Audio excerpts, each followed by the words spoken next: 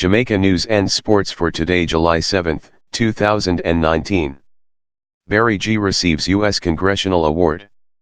Veteran broadcaster Barrington Barry G. Gordon was on Sunday presented with a United States Congressional Proclamation from Congresswoman Yvette D. Clarke of the 9th Congressional District in New York. The presentation was made to Gordon by Eugene Kelly, Vice President, Global Diversity and Inclusion, the Colgate-Palmolive Company, at Groovin' in the Park Festival held at Roy Wilkins Park in Queens, New York. I always contend that encouragement sweetens labor, so to receive this award certainly sweetens my work in broadcasting and reggae. I am elated to know I've made my mark in the industry, Gordon said after the presentation. Barry G., in 1975, having just graduated from Kingston College, landed his first job on radio at the now-defunct Jamaica Broadcasting Corporation, JBC. He stayed there until 1987 before joining RJR. JBC lured Gordon back in 1989, and he stayed until 2001. He has since worked at Power 106 FM, Hot 102 and Class FM. He is now a host at Mellow FM in Montego Bay. I always innovate and never copy anyone's style. In an unselfish way I deliberately go out of my way to inform and educate, he once said about the secret to his longevity on radio. With more than 44 years of experience on radio, and being involved in the entertainment industry, Gordon shows no signs of slowing down anytime soon. When asked about what's next on his to-do list before he turns off his mic, Gordon said, "The drive is to deliver a level of radio from my generation of broadcasters to inspire the young ones who are coming in radio these days. My message is, radio is bigger than all of us." Cop, accused of stealing $95,000 during raid, arrested. A policeman is now behind bars after he was reportedly found in possession of $95,000 believed to be stolen from premises in Lacovia, St. Elizabeth, on Thursday. The St. Elizabeth police report that about 4 a.m. on Thursday, they went to apprehend a man for whom an arrest warrant was issued at New Alley Lane, in Lacovia.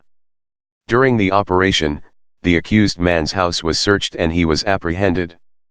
About 300 pounds of ganja was seized and the cash went missing. When the operation ended, the cop was searched by a police sergeant and the cash was reportedly found hidden in his bulletproof vest. The name of the police constable involved has not been released. Embattled CMU head takes leave.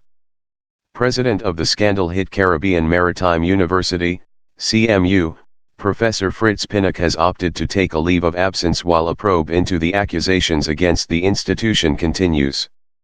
In a release yesterday, the CMU announced Professor Pinnock's decision to go on 6 weeks voluntary leave while the investigations prompted by Parliament's Public Administration and Appropriations Committees, PAAC, as well as the Financial Investigations Division continue. The CMU said that Pinnock, in a letter to the University Council chairman, noted that he had elected to go on leave as of yesterday, July 5, to allow the various investigations in progress to be concluded and the recommendations released. Professor Pinnock believes that, while the investigations are important, the related issues should not overshadow the integrity of the CMU, the work of the management and staff and, most importantly, the reputation of the university and the students it serves, the CMU said. The CMU is a great asset, and it would be selfish of me to continue allowing folks to destroy what so many have worked to build. CMU as a brand is secure and will continue growing, he said. The university is the first specialized tertiary institution of its kind in Jamaica with a mission to redefine maritime excellence through innovation and technology. Pinnock has consistently denied allegations of misuse of funds by the university, in connection with non-portfolio activities involving former Minister of Education, Youth, and Information and Government Senator, Ruel Reid. The allegations surfaced after Prime Minister Andrew Holness accepted Reid's resignation in March amidst the allegations of impropriety. Chedwin Park cops returned to court October 15. Police Corporals Ramon Scott and Kirk Fraser, who are charged with murder, manslaughter, shooting with intent, 3 counts each of illegal possession of firearms and illegal possession of ammunition following an incident in Chedwin Park, St. Catherine in April, are expected back in court on October 15. The date was set Thursday when the matter was mentioned, and the defense informed the court that 4 documents were still outstanding. Both officers were arrested following the shooting death of Sheldon Jr. Biggs Daly, and the death in a car crash of Kevin Burrell. Police Corporal Rohan Williams was also killed during the crash. Scott, Williams, and Fraser were allegedly being chased by an off-duty police officer following the fatal shooting of Daly at a dance in Chedwin Park, when they reportedly crashed into another vehicle at the intersection of Job Lane and Brunswick Avenue, killing Burrell. Williams was also found dead inside the vehicle, while Scott was taken into custody by the police.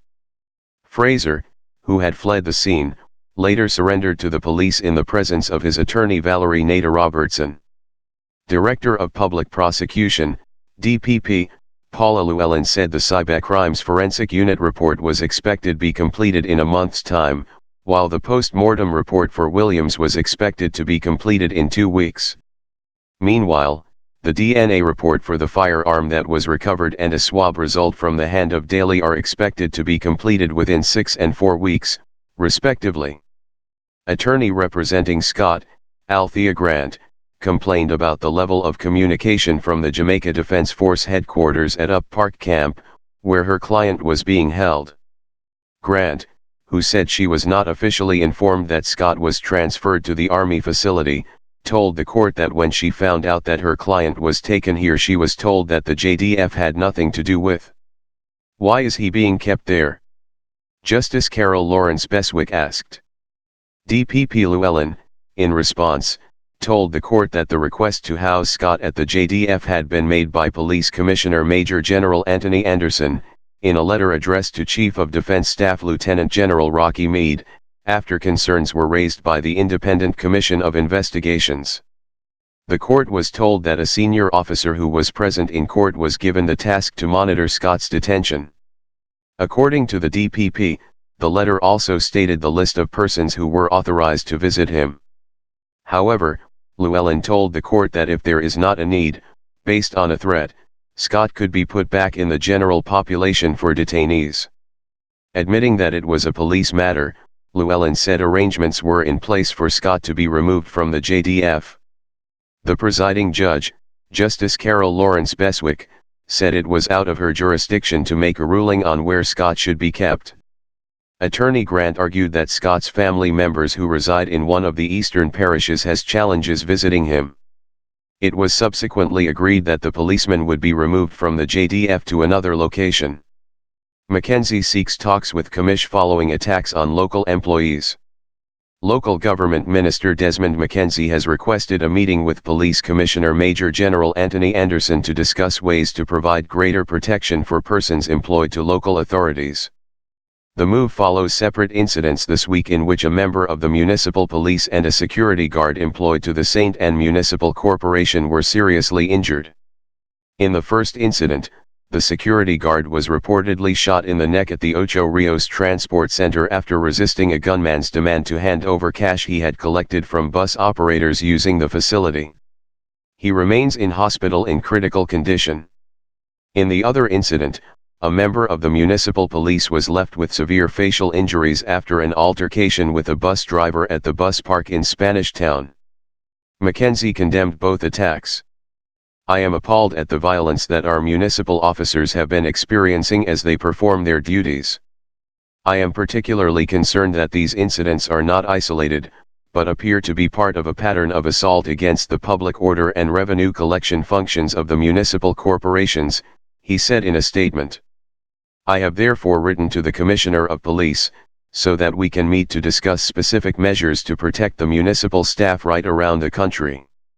The local government minister appealed to employees at the municipal corporations and members of the municipal police in particular to maintain their spirits through these challenges. "I am fully aware of their concerns and will take all necessary steps to ensure that the ministry, as part of a wider effort of government, significantly reduces unruly conduct and criminal activity," he said. In sports, Brianna Williams wins 100-meter title at NACOC Championships. Jamaica's World Under-20 Sprint double gold medalist Brianna Williams won the girls Under-18 100-meter world on Friday's opening day of the 2019 NACOC Under-23 and Under-18 Championships in Mexico. The 17-year-old sprint sensation, who is based in Florida, USA, stopped the clock in 11.11 seconds, while Antigua and Barbuda's Joella Lloyd came home second in 11.43. Brandy Hall, the other Jamaican in the lineup, finished third in 11.57. Jamaica won 3 of the 4 100-meter finals. St. Elizabeth Technical High School's Conroy Jones won the boys Under-18 100m in 10.32, while his Jamaican teammate Akeem Blake finished third in 10.41. Barbadian Darian Clark came home second in 10.38. Purdue University senior Wasim Williams was the other 100m winner for Jamaica. The former Jamaica College sprinter won the men's Under-23 100-meter final in a personal best 10.00, while second-place Samson Colebrook of the Bahamas was also credited with the same time. Mario Burke of Barbados was third in 10.01 seconds. In the women's equivalent, Jamaican Kemba Nelson, of the University of Technology, finished 8th and last in 13.75 as the United States dominated with a 1-2 finish through Tina Daniels, 11.03, and Twani Shatiri, 11.08. Jamaica lose to Leewards on opening day of Regional U17 Championships. Jamaica suffered an 8-wicket defeat against the Leeward Islands in Round 1 of Cricket West Indies Regional Under-17 Championships in Trinidad and Tobago on Saturday. Electing to bat after winning the toss at the Brian Lara Cricket Academy, Jamaica were bowled out for 146 off 42.3 overs with Stephen Wedderburn top scoring with an undefeated 58. Jaden Carmichael was magnificent for the Leewards with the ball, finishing with figures of 6 for 17 from 10 overs, followed by Akadian Tuwillet, who took 3 for 28.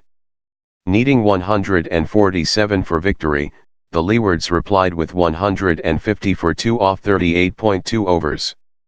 Barbados and Trinidad and Tobago also registered wins. Over at the National Cricket Centre, Trinidad and Tobago scored a convincing 9-wicket victory against Guyana.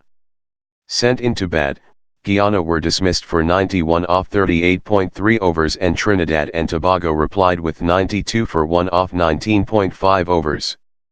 Over at Gilbert Park, Barbados defeated the Windward Islands by 3 wickets with 8.2 overs to spare. Sent into bat, the Windwards made 173 for 8 off their 50 overs and Barbados replied with 175 for 7 off 41.4 overs. Sunday's schedule. All matches are scheduled to start at 9:30 a.m. Barbados vs Guyana at Brian Lara Cricket Academy. Jamaica vs Windward Islands at Balmain. Trinidad and Tobago vs Leeward Islands at Gilbert Park. Thanks for watching. Please remember to like, subscribe and leave a comment.